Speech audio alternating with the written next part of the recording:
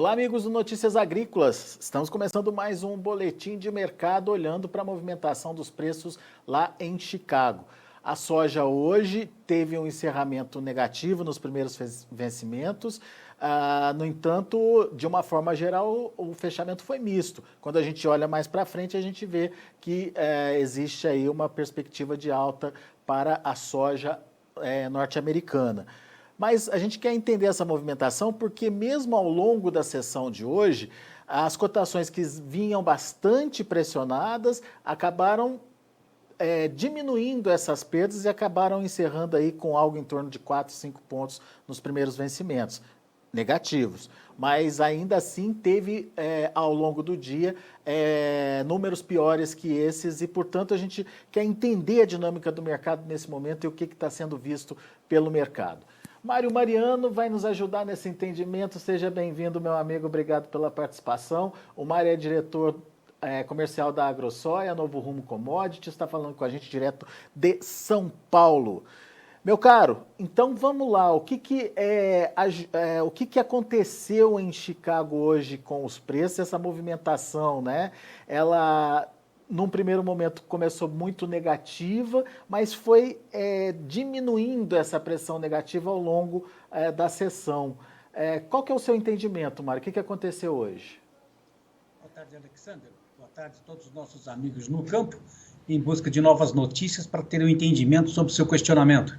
E eu fiz aqui uma pequena lista, que na verdade tivemos uma oscilação tão grande na Bolsa de Chicago, mas com efeito de notícias que talvez até estejam bastante recentes, mas algumas outras continuam fazendo efeito longo também, tal como a colheita aqui no Brasil, que ainda continua bastante lenta, mas também tivemos na semana passada um anúncio sobre greve de caminhoneiros do Brasil, que poderia trazer alguma dificuldade sobre o aumento dos estoques nos portos para atender às exportações.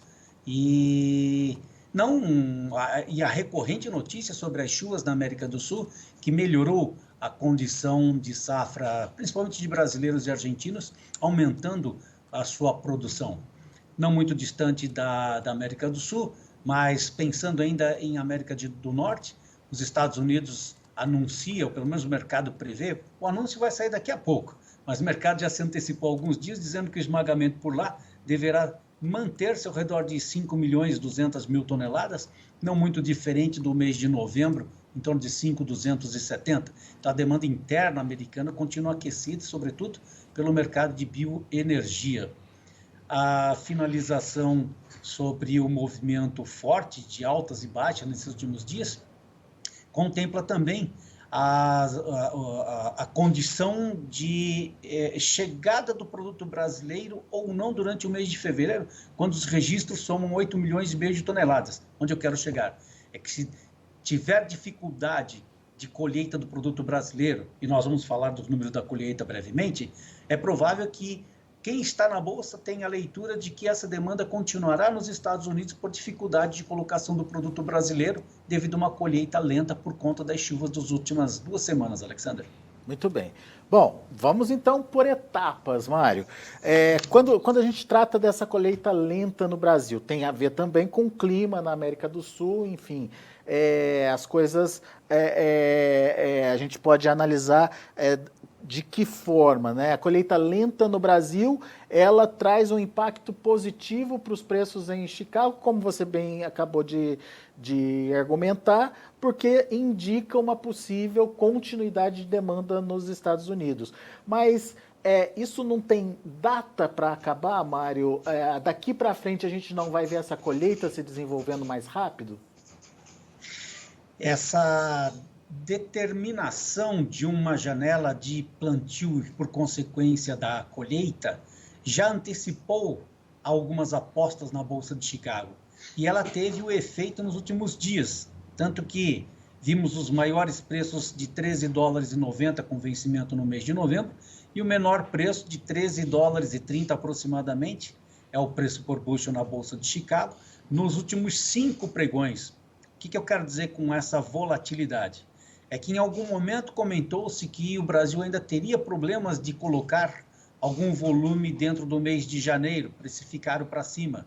No segundo momento, as chuvas diminuíram, a colheita começou a acontecer Então, o mercado derrubou. O relatório de sexta-feira para cá de várias empresas que fazem pesquisa no campo indicam aí que o Brasil tem em torno de 1,8%, 1,9% de colheita, contra 9% do ano passado. Então, essa notícia por si só já é positiva, talvez seja um dos motivos da alta no pregão noturno, que oscilou em torno de 10 a 12 centavos. Né? Aí, abre aspas para Mato Grosso, 4,7% colhido e Goiás 2,5%. Em relação ao Goiás, até que a colheita não é tão desigual, quando eram 5% no ano passado. Mas para o Mato Grosso, havia um 27% colhido contra 4,7% este ano. Como é o primeiro estado a colher, será que esse produto vai chegar a tempo nos portos para embarcar o volume registrado nos line-ups para a saída desse grão do Brasil? Então, essa expectativa mais lenta e o resultado da colheita mais lenta também cria uma alta na Bolsa. Mas, ao longo do dia, acabamos enxergando também que o movimento, por ausência da China, né, nos mercados, acabou incluindo aí uma redução dos estoques naquele país para em torno de 520 mil toneladas no porto, ou seja, soma-se 5 milhões e 700 mil toneladas no momento. Esperava-se que esse volume, esse estoque, fosse muito menor, né? No entanto, não foi esse o número divulgado. O esmagamento também naquele país continua em linha, 2 milhões e 100 mil toneladas. Então, o mercado, de uma forma geral, vem especulando muito num spread, na diferença de preço entre milho e soja. Então, a ausência de risco para a safra brasileira, aqui na Argentina também, e que aumenta-se, inclusive é bom guardar esse número, a Bolsa de Cereais de Rosário acabou indicando que a produção argentina deverá ser da ordem de 1 milhão de toneladas a mais para 47,5 milhões de toneladas. Então, esse também foi um outro fator negativo. Então, o mercado vem trabalhando com cenários positivos e negativos, e a maior força, né, é que acaba sendo vencedora, como, por exemplo, a venda de fundos de commodities na Bolsa de Chicago, de soja para compra de milho. Então, isso reflete em algum momento também ao longo do dia. E para dizer que não só o movimento fundamentado nessas notícias que falamos, e também esbarra no mercado técnico, o suporte gráfico que indica a entrada e a saída de especuladores no vencimento em novembro, tinha um suporte de preço de $13,68. E ao longo do dia ele quebrou esse suporte e acabou buscando um número muito menor do que esse. Encerra-se o dia próximo desse valor, 13,65, e o que mostra que, portanto, tecnicamente também aumentou a força vendedora na Bolsa de Chicago. Então, tanto fundamento como técnico trabalharam de mãos dadas, resultando numa oscilação bem acentuada no pregão noturno e o diurno juntamente, o Alexander. Uma oscilação em recuperação agora no final do pregão.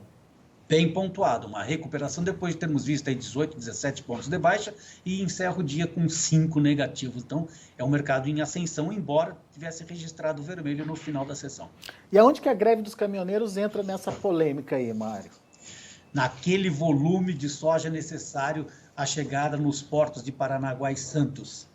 A semana passada houve um anúncio onde provavelmente caminhoneiros fariam uma greve, mas pela manhã, e é um dos motivos negativos na Bolsa de Chicago, a adesão, né, até pelo menos nesse primeiro dia, dos caminhoneiros não teria sido muito grande ou insuficiente para poder criar alguma alta na Bolsa de Chicago, numa visão onde faltaria mercadoria nos portos. Agora, falta mercadoria nos portos, mas não é só por causa do caminhoneiro que não está transportando, é porque não está colhendo também.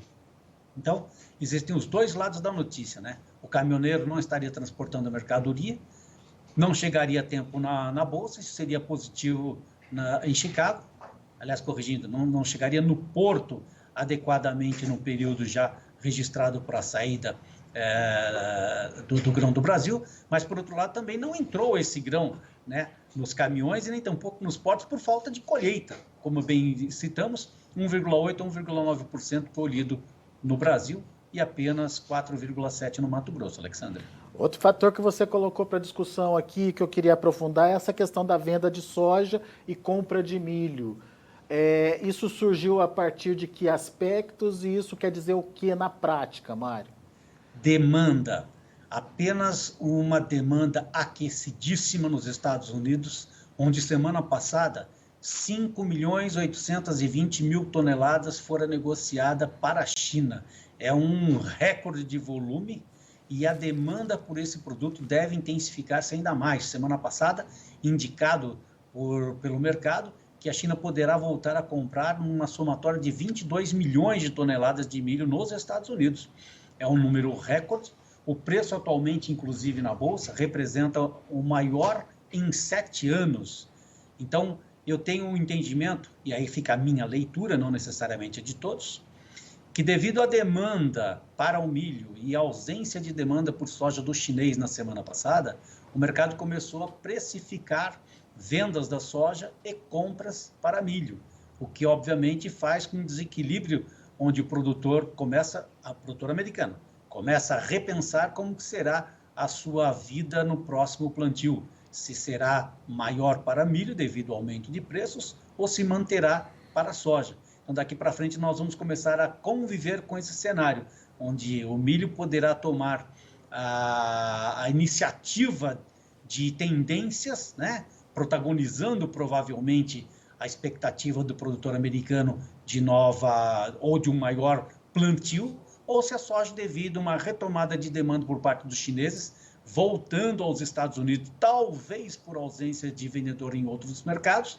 comece a reequilibrar esses preços, onde a diferença de soja e milho será o fator determinante para a próxima safra americana, Alexander. Mas você não acha que, ou pelas vias de alta do milho, ou pela demanda maior do milho, que vai obrigar a soja a correr atrás para tentar não perder área, ou pela própria demanda física em cima da soja americana, o preço da soja ainda é favorável ou tem uma tendência de alta? Eu acho que nós devemos comentar um pouco mais sobre a disponibilidade de mercados. Então, quais são os estoques de passagem daqui para frente, no final da safra americana, quando a demanda por bioenergia naquele país está crescente? E nós já citamos aqui que, devido à demanda por parte da indústria americana, onde o óleo tem sido vendido em grandes volumes nesse último ano pelo menos, é por conta do biodiesel, né? E também vimos na semana passada, dentro do mercado de bioenergia, uma compra bem grande dos chineses. Compraram 220 milhões de galões, se eu não me engano, de etanol do milho de uma ou duas fábricas nos Estados Unidos.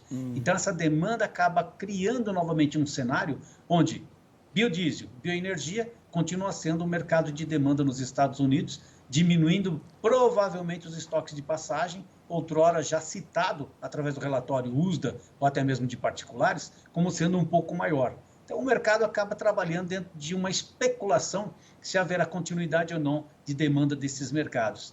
E nós aqui, obviamente, e eu não tenho a capacidade de fazer um registro diário sobre o quanto que se vende ou quanto que se compra de commodities agrícolas americanas para poder dar um fundamento de estoques de passagem. Mas a gente acaba ficando ao bel prazer de um mercado que está muito grande e, diga-se de passagem, os fundos estão novamente dominando os mercados, quando muito provavelmente no milho eles passaram de 400 milhões de contratos em aberto só no mercado de milho. Então, houve sim uma mudança de rumos e de ventos, né, de contratos de soja para milho, e obviamente isso desequilibra qualquer preço, qualquer diferença de valor que já estávamos acostumados a conviver nos anos anteriores, Alexandre. Milho aparecendo como um grande concorrente da soja, então, nesse momento, Mário. É o protagonista do momento. O mercado de milho cresceu muito em termos de necessidade. Alguns países da Europa estão até taxando as exportações devido à sua redução de estoques, ou por problema climático, ou por uma produção reduzida por questões climáticas, ou até mesmo uma necessidade de estoques internos para consumo próprio. Isso acaba criando também um cenário de procura por produto existente, onde, inclusive, quando se usava nas indústrias de ração, até pouco tempo atrás, um trigo não de baixa qualidade, esse produto também sumiu do mercado. Então, a demanda para indústrias de rações tem sido bastante veemente nos mercados europeus, devido à sua restrição de venda por países que são produtores de trigo e de milho e que está escasseando cada vez mais. A única alternativa como vendedora passa a ser os Estados Unidos e quem tem preço, quem tem mercadoria forma preço, né, Alexander? E está acontecendo no milho nos Estados Unidos. Agora, do ponto de vista do produtor brasileiro, isso é bom ou é ruim para preços aqui, Mário? Porque, teoricamente, você aumenta nos Estados Unidos a produção de milho e traz aí a venda para o Brasil. Mas, ao mesmo tempo, você não tem mais soja nos Estados Unidos também para ser disputada, né? Uma boa pergunta. Eu até vou fazer uma colinha aqui para poder dizer para você assim. Embora tivesse uma condição de safra bastante grande nos últimos anos, as exportações do mercado de farelo e milho têm sido reduzidas por alguns países, né? Então, a Argentina, por exemplo, ela teve uma redução de soja de 9 milhões e meio para 6 milhões e 600 mil toneladas de 2019 para 2020. O milho aumentou de 34,8 pulou para 36 milhões de toneladas. Então, o que eu quero dizer com isso? É que a Argentina, como um grande fornecedor de farelo, ele está diminuindo o mercado, ele está perdendo mercados. Isso acaba criando uma compensação num outro lugar, no caso dos Estados Unidos. Então, essa condição de farelo como um mercado global, numa demanda bastante aquecida, onde provavelmente no Brasil e na Argentina, com a dificuldade de chegada da produção, faltando o farelo, acaba caindo nos Estados Unidos, que é o que eu disse anteriormente. Tem sido esmagado muito mais volumes nos últimos meses, por conta dos seus estoques que eram maiores. Só que esses estoques estão sendo reduzidos porque a cada dia, a cada mês, a cada semana, a demanda está existindo e enxugando aqueles estoques, enquanto tiver produto para ser vendido, Alexandre. Bom, então, olhando basicamente todos esses fatores que você colocou na mesa aí, Mário, qual a sua expectativa? Para onde esse mercado vai? O da soja, ele tem fôlego para continuar subindo? E como o milho deve se comportar diante disso, Mário? O que tenho como uma visão ampla é que o mercado de milho, o mercado de trigo, com a restrição da oferta global, acaba caindo dentro do mercado de soja por conta da substituição para farelo de soja, por exemplo. E essa demanda continua apenas nos Estados Unidos, enquanto não tiver a safra brasileira e argentina no campo, ou melhor, nos portos. Enquanto estiver no campo, o mercado ainda é de alta. Essa volatilidade que nós temos encontrado nos últimos dias, ela está relacionada exatamente nisso. Qual é a diferença favorável a quem consome ou a quem produz? Nesse momento, quem produz está com a dificuldade de leitura, porque ele precisa do produto, o consumidor precisa do produto, precisa fazer uma ração, precisa alimentar animais e precisa do farelo, assim como precisa do milho. Então, os preços altos vão continuar sendo ainda favoráveis, né, na negociação em bolsa, mas também, ao mesmo tempo, podemos encontrar uma velocidade de entrada de produtos, como o brasileiro e argentino nos portos, e acaba chegando nas fábricas mais rapidamente e pode tirar esse ímpeto altista num curto prazo em Chicago. Isso tudo é muito rápido de se entender, de se enxergar, uma vez que a leitura, não só dos line-ups, como eu citei aqui no Brasil, que temos 8 milhões e meio de toneladas para embarcar no fevereiro, também será divulgado o volume de chegada e saída, chegada nos destinos e também a saída desse volume de fevereiro, março e abril, e que poderá sim dar o canal e o caminho para a tendência na Bolsa de Chicago.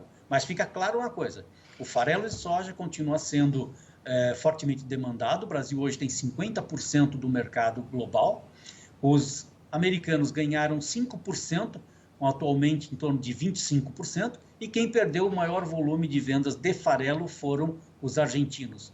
Portanto, enquanto tivermos essa condição de oferecer mercadoria ao mercado sem um risco de safra, nós provavelmente vamos ter o mercado em alta. Quando começarmos a ter um risco de safra, voltaremos a ter uma tendência de alta, porque provavelmente o argentino não terá capacidade de entrega, mesmo produzindo 47 milhões e meio de toneladas, porque o americano tomou esse mercado deles. Então, mais uma vez, a formação de preço na Bolsa de Chicago e se o americano continua aumentando o seu volume na exportação, é muito provável que ele continuará sendo o detentor de tendência num curto prazo na Bolsa de Chicago, Alexander.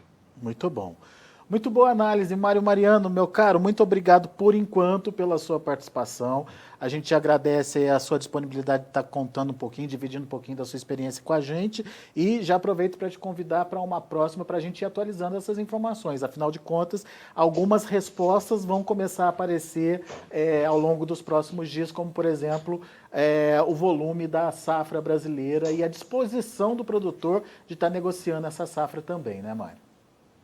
É muito claro que o mercado hoje trabalha com informações desencontradas, nós chamamos isso de informações de guerra, que é exatamente para trazer o maior benefício para alguém. O comprador vai querer sempre brigar por um preço menor e o vendedor do outro lado por um preço maior.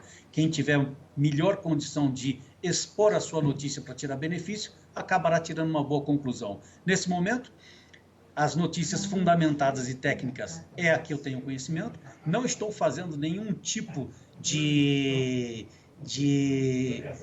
livramento para trazer uma tendência ao nosso ouvinte e tampouco dizendo que o mercado será de alta ou de baixa, mas as notícias são dadas para que todos tirem sua própria conclusão e também montem as suas tendências e as suas estratégias, definindo no curto prazo o que é favorável para si. No próximo encontro estaremos juntos e agradeço pelo convite mais uma vez. Grande Mário. Obrigado, meu amigo. Um abraço para você. Até a próxima. Até breve. Um abraço, Alexander.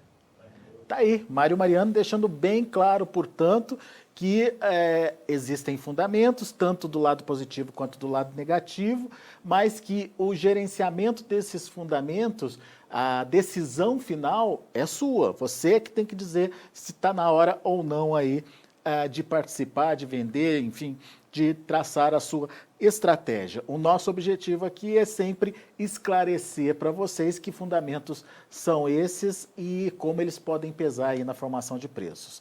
Vamos aos preços, vamos ver como estão encerrando as negociações lá na Bolsa de Chicago. Você acompanha comigo, de olho na tela aí. A gente vê um março encerrando a 13 dólares e 65 centos por bushel, perdendo 4 pontos mais 75. Maio, 13,62, caindo 4 pontos e meio. Agosto, 13 dólares por bushel, 1,25 de alta. E setembro, 12 dólares e 700 por bushel, alta de 8 pontos. Esses são os números da soja.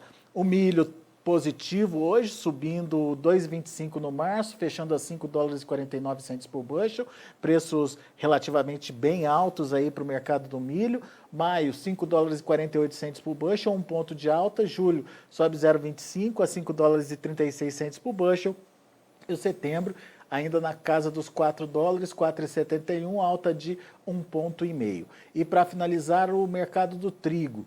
Trigo perdendo hoje forte, março 6 dólares e 51 centos por bushel, 12 de baixa, maio 6,51 também, queda de 10 pontos mais 75, julho 6 dólares e 33 centos por bushel, 9,25 de baixa, e o setembro 6 dólares e 32 centos por bushel, 9 pontos de queda. São os números de hoje, a gente fica por aqui, agradeço muito sua atenção, sua audiência, continue com a gente.